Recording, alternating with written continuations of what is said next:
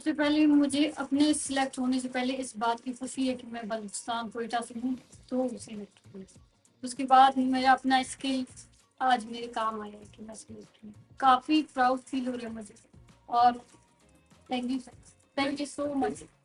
मैंने मतलब सोचा भी नहीं होगा कि मतलब कभी हम इस तरह आएंगे यहाँ, ये सब बहुत खुशी हो रही है, बहुत प्राउड फील हो रहा है मुझे यहाँ आके।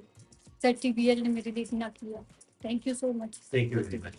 Just a small token as an appreciation for his her talent जी, माशाल्लाह।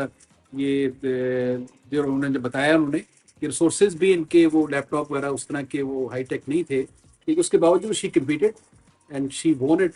That shows the real talent and skill माशाल्लाह। और इनसे मैं कह रहा हूँ कि इंशाल्लाह आगे बढ़ाएं इसको और इसको आगे लेके चलें और he can be example to lot many other girls. Thank you very much.